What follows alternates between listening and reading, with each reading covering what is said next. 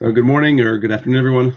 We're going to do the Q&A session today. So we'll be going through the questions that were submitted on the group, and hopefully we answer some of those questions. If we have time, we can take some questions through the live chat as well, and hopefully that answers all the questions you guys had. And if there's more, we'll probably do in the Q&A session in the future. So as usual, I'm Shy. I'm Colin. Yep, and the usual disclaimer that the British guy is Colin, and I'm the American here, Sean. Yeah, we don't want to get mixed up. That's the easiest way to identify us apart. So, and Yeah, having camera here. With a weird accent. Yep. Hold on, let me change my lights right now. All right. Sorry, we're having issues here. Yeah, so you American guys, it's probably quite early for you. Here over in the UK, it's about 11:15, so it's not too bad for us here. Yeah, and I'll post up the Q&A here. That was the questions that we had while I get things going here. Yeah, don't worry, guys, if you can't read it. We're going to be, you can get the gist, and obviously we'll be talking about them all.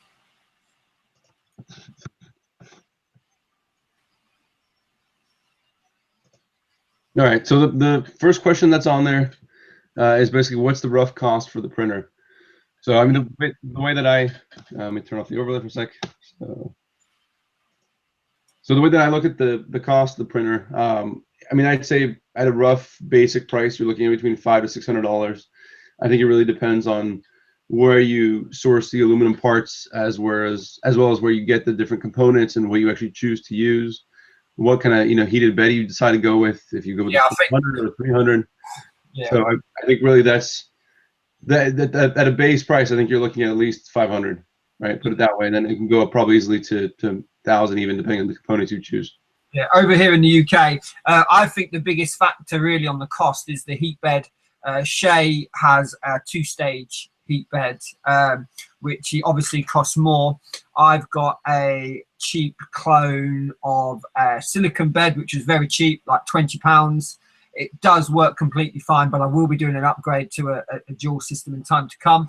But over here in the UK, I've probably spent somewhere between 450 and 500 thereabouts. If you get, that's with a few good deals, so it just depends. But to be fair, once you've spent that money, you'll go back and change parts and upgrade parts. So, but that's ballpark start figure.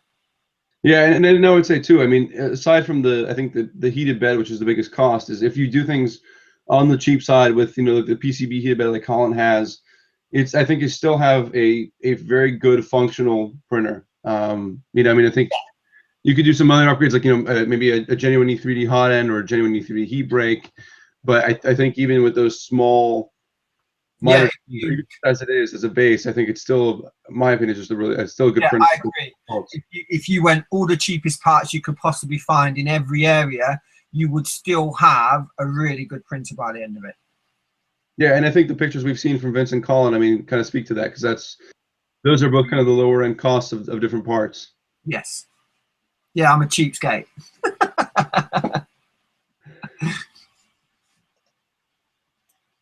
Hang on, I'm getting a message from Bill. It says I get video not available. All right, hang on. Let me make sure that we actually are broadcasting. It says live my end, guys. I don't know if there's a problem receiving. Let me double check. And I see no questions in the live chat. I wonder if maybe people have the wrong one. Let me check. Yeah, we can't have an episode without any any technical hiccups. It's the usual for us. We might be getting better. We might be getting worse at this. I'm not sure. But in fairness, Shay, respect to Shay. Shay's organised all of these hangouts. I'm sort of just along for the ride. He gets it all set up. So you're doing a good job, Shay. Thank you. So give me a second. I'm actually going to go back to the Facebook group and post a link. I wonder if maybe the link on the Facebook group's not right. Maybe. So while Shay does that, I'll just pad a bit. Like we was talking about the cost of the printer and various parts. We've all used different boards. I've used an MKS. I think Shay's used Ramps and Arduino. I think Vincent's probably used the same, although Vincent's probably leading towards a different board now. But to be fair, all these options work completely fine. They all program in exactly the same way, pretty much. The reason I use personally MKS is because my i3 had an MKS, and not being an expert in wiring, I could just literally copy how my i3 was wired and know that I was going to be getting it right. So really, there's no right and wrong option, I don't believe, quite yet in your PCB choice. Just go with what you're used to, really. I think my silicon heat pad was about £17, British pounds. It's only a 30 by 30 across a 40 by 40 build bed, but works fine. So yeah, so I've gone the cheaper route, which is why the cost of my printer is probably a lot less than Shay's. But I will be doing various upgrades as time goes on. But like I say to most people I'm talking to at the moment about the printer, get yourself the base model in effect going, and then upgrade as and when you can, really. How are we doing, Shay? It's live for me, but for some reason I'm editing the link itself and it's not taking people to the right place. I'm a bit worried here. Are they not getting audio or video at all? No, and when you go to the, I have the page, hang on. Because I have the page open. What's going on? Sorry about this, guys. We'll get there if anyone's listening. Yeah, okay, I think I had the link. I had an extra character in the link there. Hold on.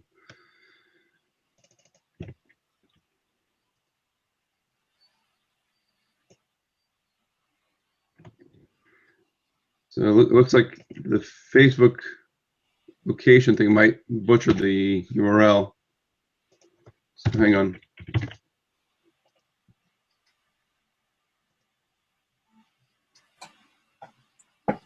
All right, that should be good.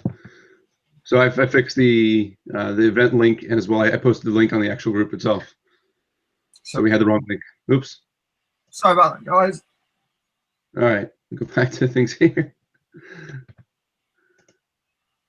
All right, so back to the next question. So let's see, the question number 2. Put that on there. Speed, I think. Yep. So question number 2 was, how stable is the frame at higher speeds? I mean, I'll speak a little bit, but Colin, I'll let you take most of it since I really haven't printed much. I know just doing a benchy, just doing high-speed travel moves without actually printing anything. Just setting some G code and having it move at about 150 millimeters per second for travel from one end of the bed to the other end. To me, seemed pretty stable. I'm also on a table that's not exactly the most stable bench to begin with, but I mean, I found it. I think much more quiet, less kind of ricketing noises in the bearings and things like that than the Wanhao that's back there.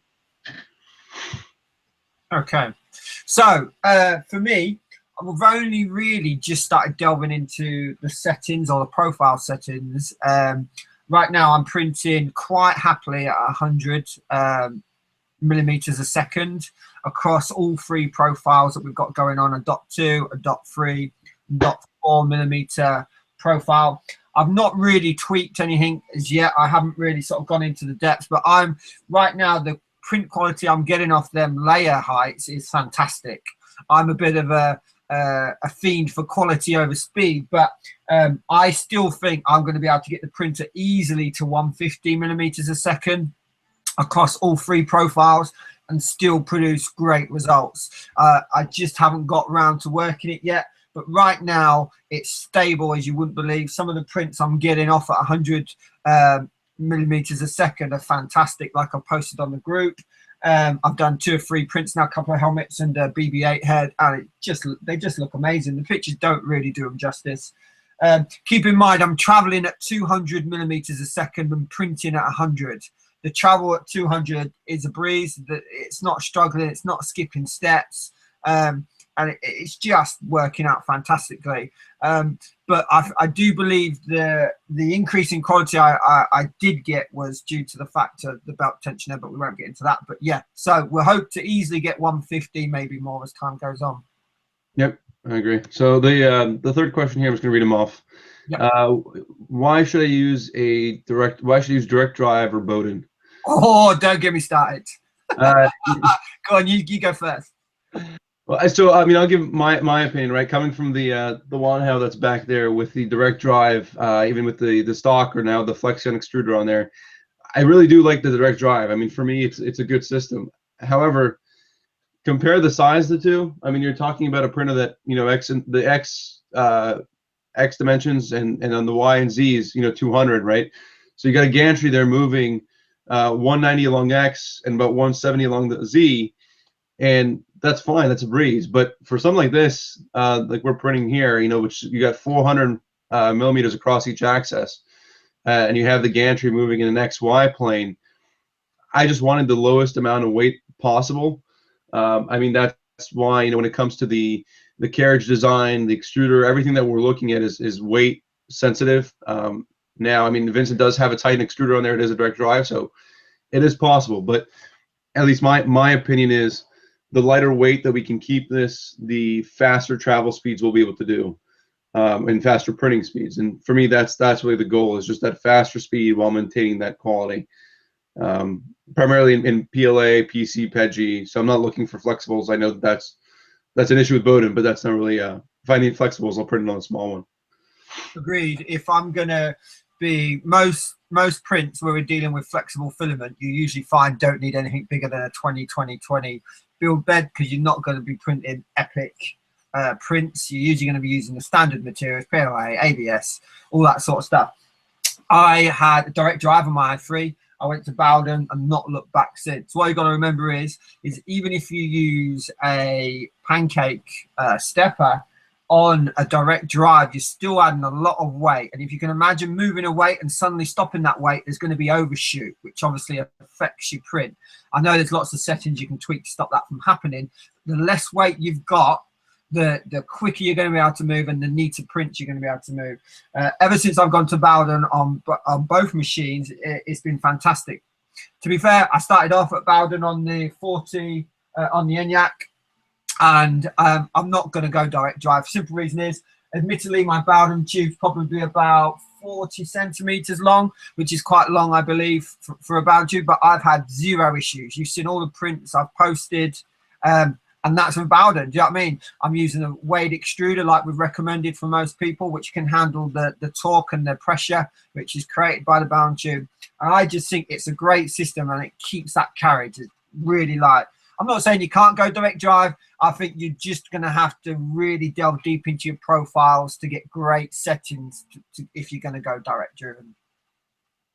Yeah, and I mean, I think again, the key is, you know, speed and quality. So that drives a lot of that. Doug's question. So really, what are the differences between the controllers being used? I think, Colin, you touched on that before. Yeah, briefly. I mean, just in simple, again, you know, starting off cheap and low end, ramps or MKS.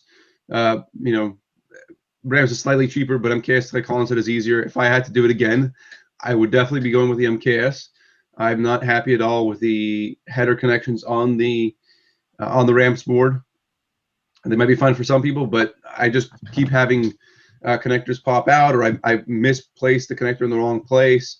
You know, on the Z-Min versus, or sorry, on the Z-Max versus Z-Min, or the Y-Min versus Y-Max. You know, I'm doing this late at night sometimes when I'm not paying as attention. I don't think I would have as much of an issue if I had a better labeled board like an MKS or even a GT2560. Yeah. You know, and as far as we'll go into more detail related to drivers later, because there's a question about that specifically. But the nice thing about the MKS, at least the 1.3 that Colin is using, is that it comes with the drivers built in, so you don't have to worry about setting your jumpers the right way. I mean, it's not hard, but you don't have to at least worry about it. You don't have to worry about possibly having a bad driver, because hopefully they've tested the drivers out at the factory. So we'll get that more later. But again, the ramps or the MKS 1.3, or go with the MKS 2, which is now using DRVs. Remember, the MKS 1.4 does not have drivers built into it. You got to remember, guys, just to pick Shay up a little bit, you can get an MKS base 1.4. There's about 2 or 3 different MKS boards, so be wary. You have an MKS S base, which is 32-bit. You have an MKS base, which is what I've used, which you can use the 1.4 because it has drivers built in, which is what I'm currently using. It's the MKS Gen. Just for 1.3 has drivers built in, 1.4 does not. No, the MKS Gen doesn't have. The MKS Gen 1.4 doesn't have drivers built in. The MKS base does. See, as you can see, it gets confusing, guys. Any MKS board, any MKS base board has drivers. Any MKS Gen board doesn't.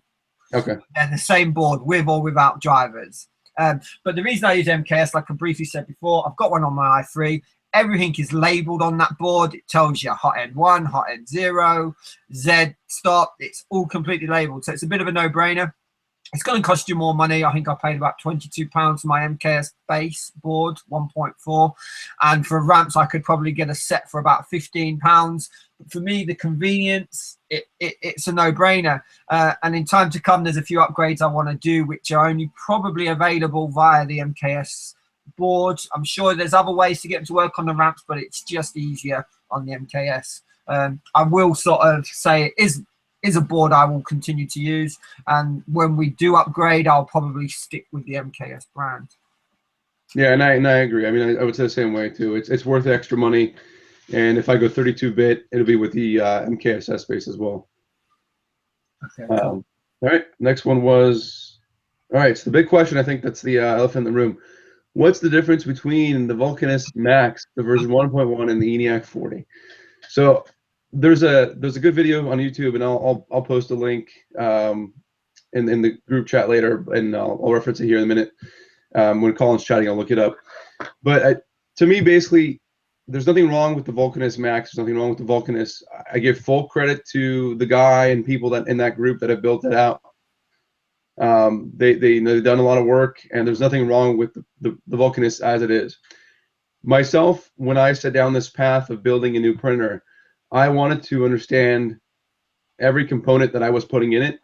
I wanted to get all the CAD files, getting them in Onshape, make sure that every screw and bolt was standardized, right? That we can use M425s in as many places as possible, and you didn't have to use an M425 here and an M430 there. So I mean, for me, it was really about making the printer my own and building the parts and then creating parts. Now, and I think we've said it before, the parts that we're using, like the 2 idlers that you see up there, they're placeholders, right? The group blew up bigger and sooner than we expected, right? So in time, we were going to replace all the parts anyways. But since we've had all these flux of people in, we figured, hey, we'll share the documents, we'll share all the files, we'll share everything we've done. And in full transparency, those are placeholders. There's nothing wrong with them, and that's why I'm not rushing to change them. But they work fine, and they'll stay there. But ultimately, you know, I think I've gone through and I put the lettering on each one of them, which some people might say that's not a big deal, but it took me time. That took me time to go through Onshape, put the lettering on there, make sure it was the right left one, the right one, whether it was top right, the bottom left, and going through and getting all those details, to me, makes it my own printer. That's not all what's been done. There's been millimeters taken off parts here, millimeters been taken off parts there, clearance made better, belt paths changed. We could write you a long list of stuff that's been altered slightly. Some might argue it's an upgrade. Most new generation hardware is an upgrade. Different companies make different sets of hardware, and you usually find it's off an idea. And we're off the idea of the Vulcanus, and we're off the idea of the Vulcanus Max. Like Shay said, the group blew up far quicker than we expected. We expected 3, 4, 5 people. We now think running at 130, 135 people. So we can understand that people may be thinking, what's the difference? But if you look at Shay's printer in the background there at a distance, it looks like a Vulcanus Max at the moment, or it looks like the Vulcanus. Reason being is you cannot see the changes that have been made unless you look at the part. Every part we've changed, we've looked at, and even some of the parts we've changed, we're still going back changing. We're still not 100% happy. The Vulcanus is a good printer, but we want to try and create something where we know what every part is doing, and there's nothing there that's doing nothing. Every part in that printer should work for that printer. And it's taken a lot of work. I don't know if you guys are aware, Shay's taken on board the Onshape document, and there's a heck of a lot of work in there. It's just going to make the build easier for you guys. Now, we're giving full credit to the guys, so we've got no problem there. And we've never said anything other. We're not trying to say, okay, we've created this from scratch. We haven't. We've taken their ideas and we've made them better in our eyes. And we're nowhere near finished at all. So yeah, so we hope you sort of stick around with us and build the thing, and you'll start to find these things, and you'll make mods yourself. But like Shay says, he's going to sort of link you to a video that sort of discusses upgrades and how people develop ideas and how one object might turn into another object. It doesn't mean that they're the same. Well, that's probably not the best way to describe it, but watch the video anyway and see what you guys think. But for me, there's been a lot of work gone on in the background in this, a lot of work. So yeah, and all I would say really is if anyone still thinks we're sort of trying to take credit for someone else's work, come join the Facebook group, come sort of get involved, and you'll see, and we can tell you about everything we've done, and you'll see everything we've done. So come and have a look. Yeah, and just to add to it, so the video posting is from Joseph Prussia, basically being interviewed by Tom at Tom Sound. I can't pronounce his last name. Sorry, Tom. He's a legend. Yeah, so it's Joseph Prussia being interviewed, and I think at about 5 minutes and 20 he makes the perfect comment. Tom asks him about auto mesh bed leveling, and some people saying that he's copying, that he's stealing other ideas, and he makes the point, and I agree 100%. And I think it's a great comment. Is yeah, everything that we're doing has been done. We're not doing everything revolutionary here. The Vulcanus wasn't doing the revolutionary. The Wanhao behind me is not doing the revolutionary. It's all about the implementation and how you actually put something together and how you build it and package it together. And it's that packaging that I think is really what we're trying after to make us unique, and why we've chosen a different name for the printer. Right? You have the Facebook group. We're after the documentation. We're after a very clear BOM. We're working on partnerships with vendors and that sell screws and nuts and filament and everything, so that either we can bring you guys a discount or we can get money for the group so we can do giveaways and other things in the future. We're hoping that this is really just a start. I mean, I think this is the first printer that we've built from a CAD model, going off, not going off a kit, not going off like a prepackaged printer like the Wanhao. So I mean, to me, again, this was a first build, and the next printer I build is going to be my parts and Colin's parts and ideas that we're going to take and put together. And I'm sure there's going to be parts in there that we're going to take from other places. It's inevitable. My LCD screens from Thingiverse, right? The three-way corners are from Thingiverse. Why redesign them if they work fine? I'd rather just give credit to the people that originally made it and say that this was built with their influence. Yeah. And to add too, I mean, in fairness, the Dual Z, that's a Prussia design, right? So credit goes to Joseph Prussia.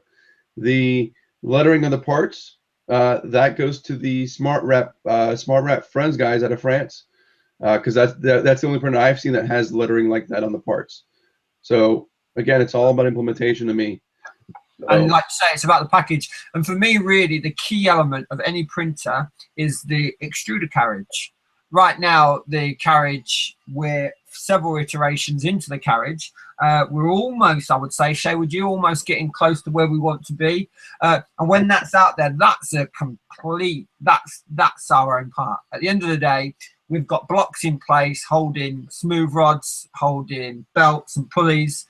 There's not too much you can do to change them sort of key components. They're just isometric shapes in effect. But the extruder carriage, a great printer has a great extruder carriage, and that's what we're aiming for. So the minute you see that, you'll know straight away that we're going in a different direction. Yep. I think we've pretty much covered it all. And like I say, if you're entitled to your own opinion, but come and have a look. Yep. And again, I want to be clear with everybody too. We're not trying to steal credit, right? We're giving credit to the Vulcanus Max. It's not by any means. Yeah, they have done a great job. They have done a great job. Yeah. We just want to develop that. All right, we'll leave it at that. I think we've answered the question pretty clear. Yeah. Colin said if you still question it, come to the group. We'll chat. We'll do another Q&A specifically on that question. So the next question really is how difficult is the build? I mean, I'll say I don't think of myself as mechanical at all. I mean, I learned about mechanical things like squaring up your parts and X and Y gantries and bearings all from the Wanhao back there. So I think I'm trying. What? I'm sorry, interrupted you. I was going to say the only way you'll know if you can do it, guys, is if you try. Yeah, that's true. And I mean, I would say, on a scale of, compare, let's say, to a printer like the Wanhao that you plug in and it's a couple of screws and you're mostly tweaking. Let's say that's the easy, the most basic level one. DIY, a good DIY kit, let's say like the Folder Tech, any of their printers, or the CNC Me or the Prussia kits, right? Those high quality kits, those are definitely like a level 2, just slightly step up. And I would say this is a level 3. I mean, you have to look at the CAD model, you have to look at the parts and understand why parts go in different places. And I think the other part too is when you buy a kit, you're given the parts exactly as they are. These are the screws that you use. This is the parts you use. This is where they go.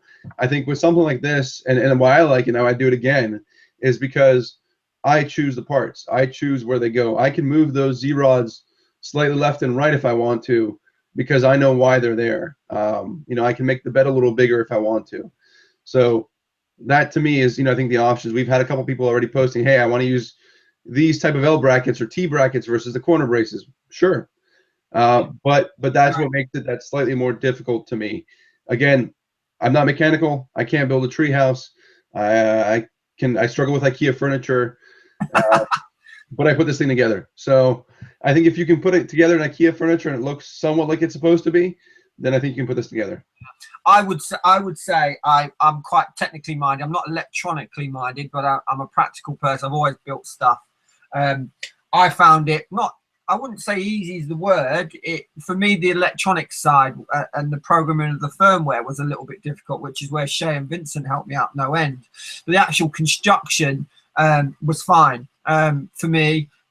You sort of know what to look for. You know to make stuff square. You know to sort of get everything as millimeter perfect as you possibly can.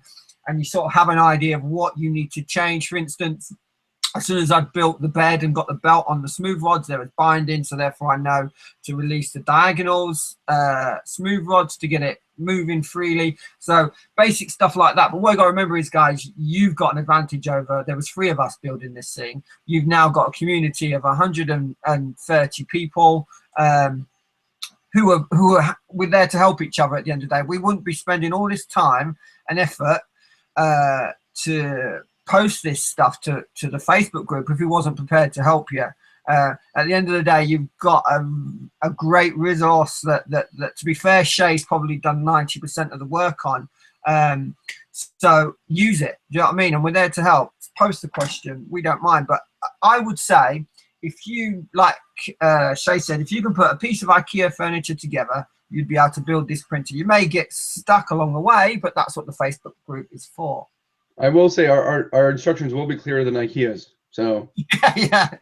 All right, I'm gonna jump right into the next question just because it's an easy one to show, and I've kind of tackled this one already. So we have, really when will the printed parts be done, right? And the easiest way to answer that is really to show you guys. Again, the printed parts tab in Onshape is complete.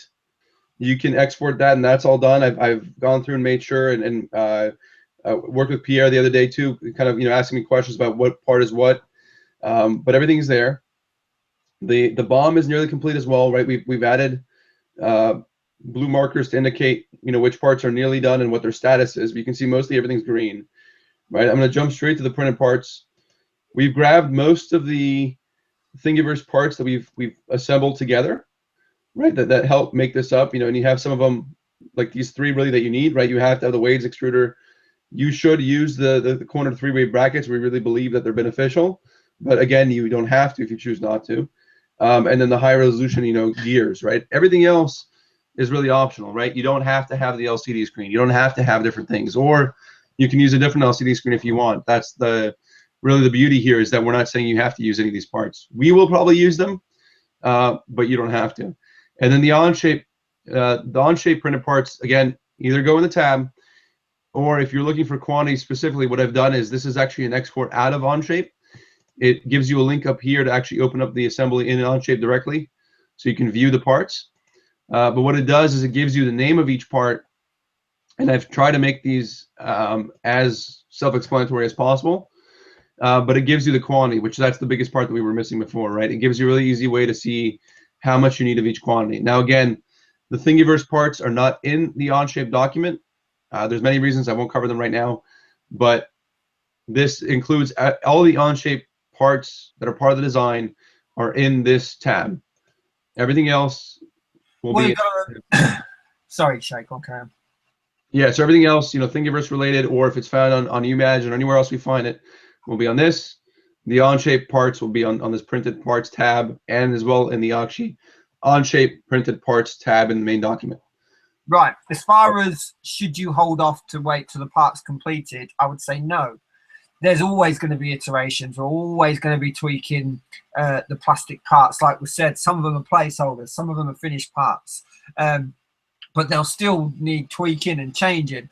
Right now, the parts that we have down, you can print and create a great printer. So if it was me, I would just get started. Just start your build, order your extrusion, order your rods, and start printing your freeway corners and get going. So yeah, so don't feel that you have to wait for the completed part list, completed printed parts to start the build. You don't. You could get a fully functional printer off what we currently have out there, but we are going to be changing parts without a shadow of a doubt. I've changed many a part already, gone through several iterations of various bits, but just get started. Otherwise you would never start, because there's always something we can change. Yeah, and then the only other part to line is the extruder carriage, right? That's still not finalized.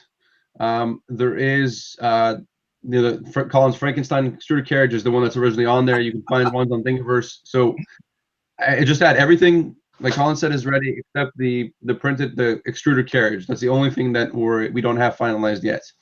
But we'll get it there. We'll be close. By the time you've got everything else done, it'll be available. Would you say, Shay? Yeah, I agree. I mean, I hope to have it done in the next day or two.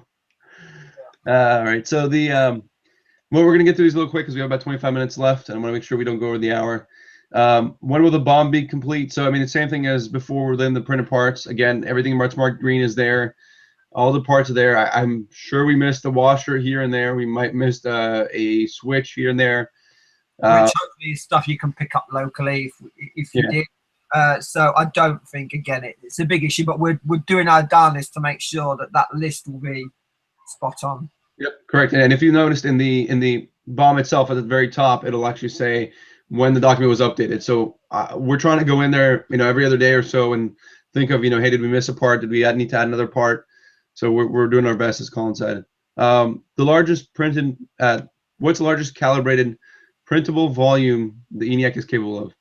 You want to take that, Colin? Yeah, right now I sort of jumped the gun and ordered my bed at 40 by 40, and because of the way I have my setup, I probably get a build height somewhere around 390 millimeters, 400 millimeters, thereabouts. I would say realistically, if you sort of bank on getting something 390, but to be fair, Shay's build is probably going to give him a lot more space on his X and Y. Would you say, Shay? Yeah, I mean, I'm expecting we're talking really, centimeters here. We're talking about that much in reality. It's not much of a difference, but I think really I'm going to get closer to 440, maybe by 420, and then on the Z somewhere around 360 or 370. Yeah. The Z is going to be intentionally lowered right now, and you guys will see when we're done with the extruder carriage for ease of use, and we'll go through that in another topic. But I would say I agree with Colin, somewhere in the 400, 350 to 400 for the Z. Just quickly on that. No, it's gone. Sorry. All right, good. We'll jump to the next question then. So the next question around, what's the difference in the motor drivers being used, right? I think to make it simple for everybody, when you start, the cheapest one is you start off with the Allegros, right? Those come with the 3 volts, 4 volts, 6 volts, 12 volts. And then MKS base, right? Yep. Those all come with drivers. So Yep. the Ram doesn't, but you usually buy the Rams kit with the MK with the drivers on there. In the kit, the Allegros. That's just the easiest way to start. It works. Colin has his working. I have mine working. I think Vince's are still on Allegros. They work. I agree they might not be the perfect ones, and likely what I'll do is I'll swap the Allegros out for DRVs on the on the Z and extruders, and then the X and Y I will use the Triminic TMC drivers later on. But again, that's way later. I'm not even planning on touching those right now. I have the drivers; they're sitting there. I don't think that there's a need to rush to do that right now. So, Agreed. right. How long did the build take? I mean, I'll put mine roughly in about 30 hours of the actual mechanical build of assembling the frame, attaching different parts, filling around, finding the right screw. I would say about 30 hours in total, right? I mean, obviously it's not continuous. We're talking about, 4 hours here, 2 hours there, an hour there. Well, you got to remember as well, Shay was probably a little bit more fortunate than me and Vincent in the fact that he started his build a little bit later because he was doing all the documents and stuff. So he had a lot of his parts available to him to be cracking on with. I sort of started my build. I ordered the extrusion, the smooth rods, and all the brackets and stuff. So I started that. So my build was across probably month and a half, and I just kept ordering parts as and when I needed them. But realistically speaking, Shay's spot on, anywhere between 30 and 40 hours. But there's a lot of tweaking to be done when you sort of build it. So roughly around then. It's not something you're going to build in a day, guys, and then have a wonderful printer sat there waiting for you. It's going to take a little bit of tinkering, but it's not beyond most people. Yeah, and I would say, I mean, if you're working all weekend, let's say from a Friday after work till Sunday, and you have no interruptions at all, you could possibly get it done. I think you'd be very tired. But I would say the wiring is really the biggest deal, right? I mean, I think that's going to take me at least 12 hours to clean up, right? And that's because I'm meticulous and I'm anal about the wiring, right? Right now it's a mess. You can see it. But I'm going to sleeve all the wires. I'm going to label all the wires. They'll all be run a specific path. I'm really meticulous about that, how that is run. So that's going to take me longer. But you could grab a couple of zip ties, bundle all the wires together, tie it on the outside of the big zip tie, and call it a day in an hour. So wiring is really depending on you and how detailed you want to be. And tuning, we hope that we reduce the tuning for you guys by providing the firmware, providing the profiles, hopefully a known filaments that we've used and we know work well. So hopefully that reduce the tuning time. But again, tuning can be anywhere from a day to months, depending on what printer you have.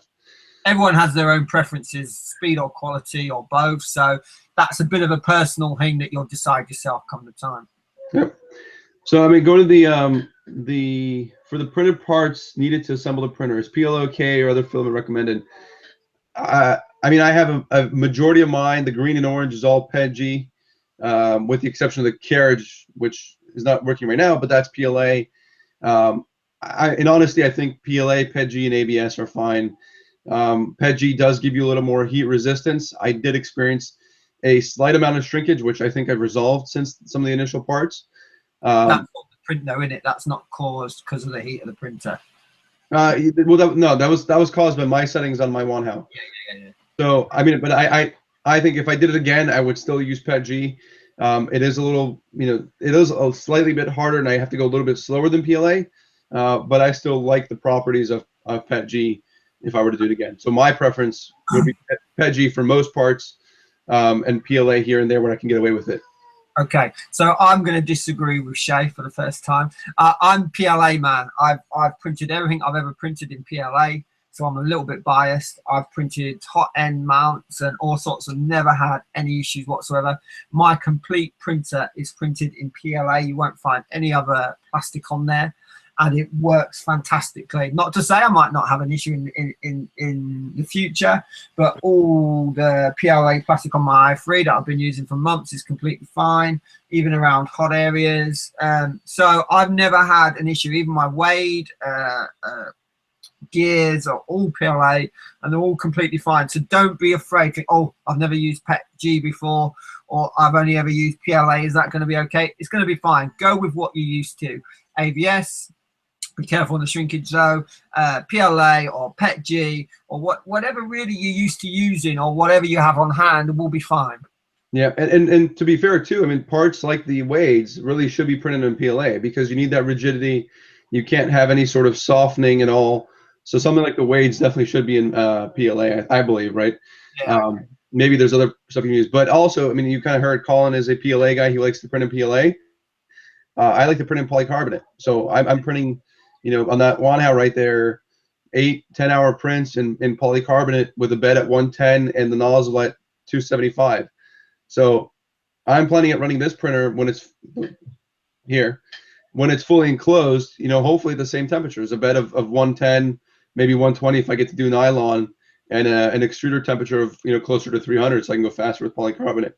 So I agree. I just sort of touched on that briefly. We hope that once you've got your print up and running, we're going to be able to print everything that's out there. Yep. We'll try and get the printer printing everything that you can print, basically, and I'm sure it will manage that. So don't think, oh, these guys are just printing PETG, PLA, and this printer's not for me. We will get to every type of filament we can. Yep, and again, to be honest, again, for the benefit of PLA is, even though on that Wanhao I print in polycarbonate at those temperatures in that enclosure, although it's not 100% closed, it does get to be, you know, 40 or 50 degrees C in there at times, and the PLA that I have in there that holds up parts of the printer still works fine. So I think it really, for me, the majority of the printer, I agree with Colin, could be PLA. I prefer PETG because I know I like those higher temps and I like the way PETG feels and prints. And when I, you know, have the nozzle up to 275, 300, I need a polycarbonate duct fan, right? I can't use PLA because it'll melt. So I think it really depends on what your intention for printing is. The nice thing is you can always swap up the parts later, but I agree with Colin. Start with PLA if you're comfortable with it, PETG or ABS if you're comfortable with that. All right. Any special tools needed? The usual construction tools, screwdrivers. Yeah, I would say the only thing that I thought of that kind of stood out to me as special that I did not have and I still don't have is actually a PVC wire stripper. So if you're trying to strip Cat5 cable, which is what we use in most cases, or in-wall wire, which is what I use for the extruder, having that PVC stripper, it's like a $2 or $3 part, really makes it easier to strip wire. Yeah. And so, you know, save you a couple bucks there. Get that stripper, the wire stripper, to be clear. And if you're, you know, talking about crimping, I think a ratcheting crimper is definitely helpful. You know, if you're talking about crimping connectors, there's, you know, and you got these, you know, ratcheting crimpers, right? Even if you're just crimping the big connectors, there's ratcheting types for those. But I like ratcheting crimpers, and I'm probably gonna be buying more ratcheting crimpers for future projects. An auto wire stripper makes things nice and easy, right? To strip your wire. You know, usual straight cutters, right? Nothing special there. And the IC puller, which if I can find somewhere. But basically, if you look up IC puller, what they're intended to pull IC circuit chips off of a circuit board. If you are using a ramps or a MKS gen board where you have your own drivers, they are a pain to pull off by your hands. Not that it's not possible, but it's a pain, and you could damage the board. So actually, find an IC puller makes it really easy to grab onto the driver and pull it up. That's really it, I would say, for the specialty tools. Agreed. Is there any upscale or upgrade options? Again, we have about 15-20 minutes left, so we won't take too much time on here, but we'll get through this quick. Yes, there's plenty of upgrade options, right? You can certainly upgrade the LCD. You can certainly upgrade the Wade's extruder or something else. You can certainly upgrade the hot end from a Chinese clone J-head to a genuine E3D or a V3 Pico or a hexagon hot end. Or a Chimera or whatever. Yeah, so I mean, there is plenty of upgrade options, right? And what we're trying to do is, when we design the parts, when we provide profiles, we're trying to be very clear that, you know, this profile is for this hot end with this extruder and this setup. And hopefully, as we get the community built up, we'll have different profiles.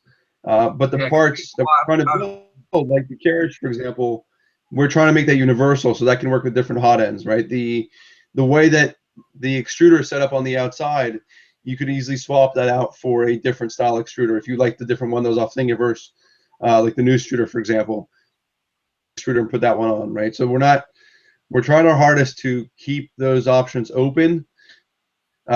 Whether it's an upgrade or maybe you just think that it's a better option, we want to keep those options available. The belts, for example, that's something that we're thinking about going to steel braided belts. Only a couple bucks more, but I think those might be a little better. We'll find out when we try them. 32-bit boards, heated bed with dual zone versus single zone.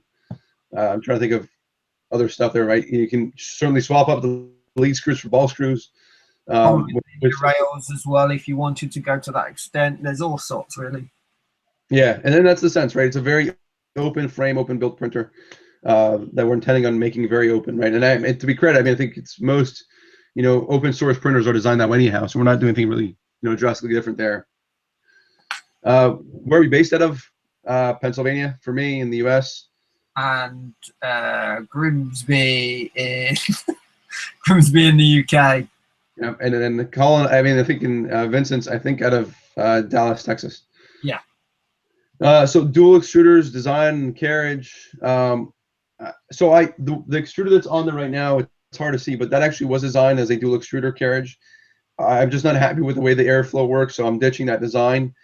And in ordering the Chimera and looking at the Chimera, which I have here, which I'm not going to show at the moment, but looking at the Chimera versus a dual head setup, I really think the Chimera or the Cyclops are better options if you want dual printing, right? Whether it's mixing extruder or you want separate extruders, I think that those are better options than two individual J heads or two E3D genuines, whatever, right?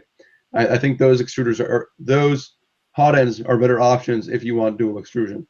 Again, as we said before, the carriage we're designing will hopefully be able to easily swap out a single extruder versus a Chimera versus maybe even the diamond, triple extruder head. We're hoping that carriage is easily interchangeable without much work. We'll see if that works out. So, I mean, again, for my dual extruder purposes, for me, it's mostly not about different materials necessarily. It's mostly about different nozzle heights and different layer heights, right? Being able to print the outside at a 0.6 nozzle and then the inside infill maybe at a 0.8 or a 1 millimeter nozzle. Colin, you want anything there? No, you pretty much covered it there. For me, I've never used dual extruders at all yet, so it'll be a learning experience for me. But for me, the main reason the Chimera is that it looks like it's going to be a great way forward is the footprint. We're going to have a smaller carriage. You're going to have a bigger build volume. So without trying it, we don't know for sure, but we feel that's probably the way forward. But we're going to make, like Shay says, interchangeable X carriage. So hopefully all the hot ends out there, or a good few of the popular ones, will have brackets or to hold in place. So, and then the next question we'll jump into is really around, do we plan on making it with auto leveling? I don't personally see a need for it. I know that there's some people that love their auto beveling. I don't have it on my Wanhao. I don't have it on here. I will have an actual fixed bed. We're looking at things like the dual Z stops that are available within Repetier. But I think, my opinion is, once the bed is set level, the only thing that can possibly come off of balance is really the Z rods on both sides, right? You might get the slight tilting in the Z, but I don't foresee really any forward and back and left, right motions, right? So I think once the bed is fixed with the dual Z option, I really don't see a need for auto bed leveling.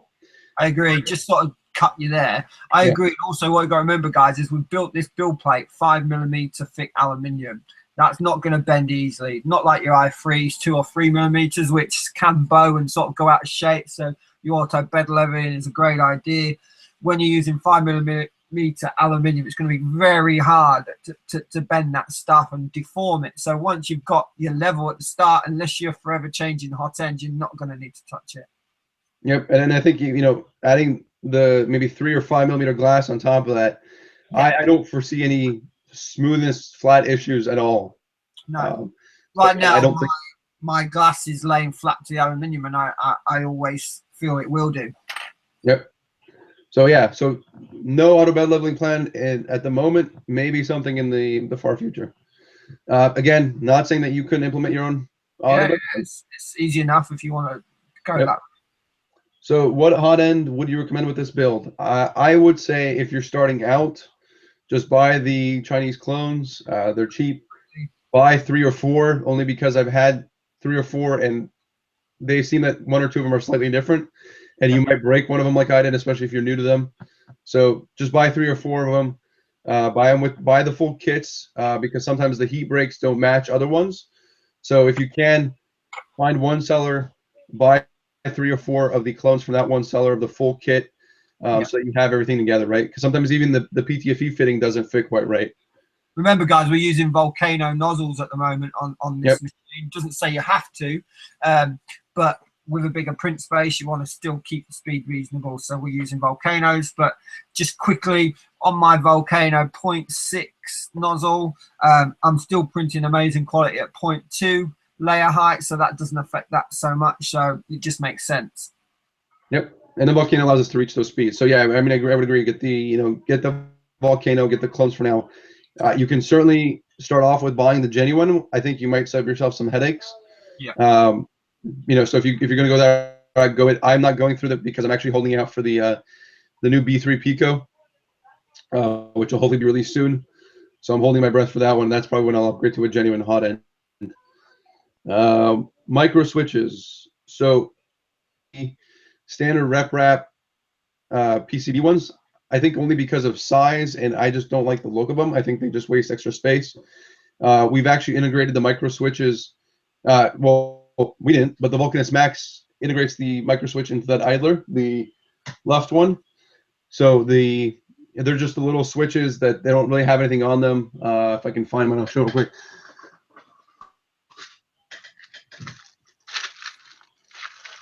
Of course, I don't have them right now, but not here. Yeah, the same micro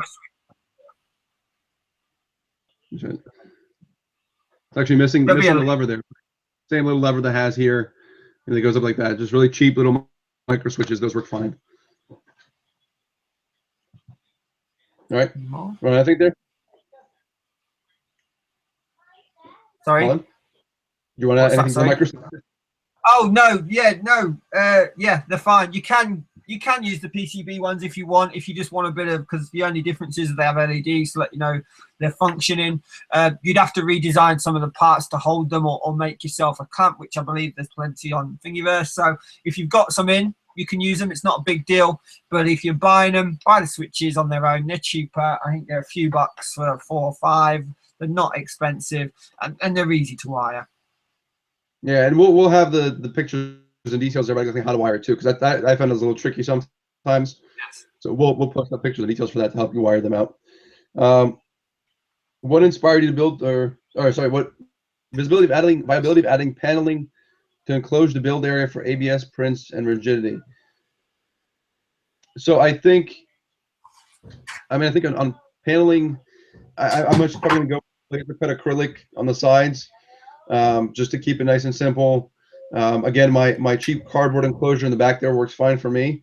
So I think just laser cut acrylic will be fine just to keep the draft out and keep some of the heat in. I don't think you need anything more dramatic than that. Yeah, I'm just going to go to local store, off the shelf PVC or whatever, really, whatever you feel. If you really wanted to, you could even use plywood or MDF, I guess. Not a great idea around hot ends personally, but there's nothing stopping you from using it. Yep. And my biggest hesitation is because of the all black printer. I really don't want to hide anything here. I want to show the all black. Halloween themed, guys. Just want to throw that out there. Shaz said he's Halloween themed printer over there. Yep, and just in time for Halloween too. So looks good. 2 questions we'll get through real quick, and I think there was one question in the chat. So what inspired us to build the printer? I mean, for me, it was mostly just wanting to build architectural models. I really want to build print buildings and architectural designs and stuff that I find on Thingiverse and other sites in large scale. That's really what I want to do. So that's really for me, as well as probably helmets for the kids. For me, it was the same thing. I've recently printed full-scale armor, excuse me, and all sorts on my i3, and each part's made up of about 10 pieces. The post-process work was a nightmare, so to build it as one piece just makes sense to me already. As you've seen from the Facebook, I've printed a few helmets, and the post-process work is a fraction. So for me, it's about cosplay, large prints. But to be fair, I haven't even scratched the surface of what I'm going to be printing yet. Yeah, and I mean, to me, actually, my true inspiration that really set me off was actually the taco train.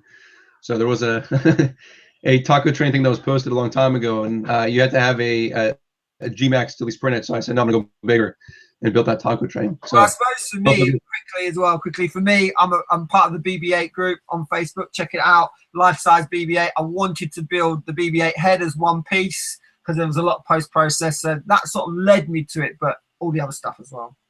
Yeah. So 2 questions left. Is the hunting carriage designed in the on-shape document? No, we said before. Oh, sorry. The carriage is in the on-shape document. It's not in the printed parts tab.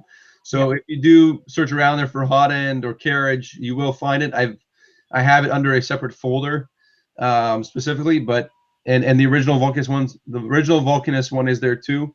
But yeah, it is not. I did not make it easily available for the reason that I don't think it's finished yet. Jumping to the question. Okay, so I guess we had somebody just comment, open source and open build. Yeah, that's our intention here. And then printing time. Colin, you want to talk about printing time in your helmets? Yeah, for the Stormtrooper helmet, the camp Stormtrooper helmet, the pink one, it's not going to be permanently pink, don't worry. That was about 30 hours. Now, the layer height was 0.3. I could have gone 0.4. I wanted the quality to be good because if I'm saving post-process time, I don't want to spend all that time on it. So about 30 hours for that helmet. But I tell you what, guys, it was a breeze. You set it going, you go live your life, you come back, it's done. Yep, and that's it for our questions in our Q&A session today. I didn't see any more questions coming through YouTube or the Facebook group. So thanks everybody for watching. As usual, it'll be recorded later. Yeah. See you later, guys. Thank you. Thank you.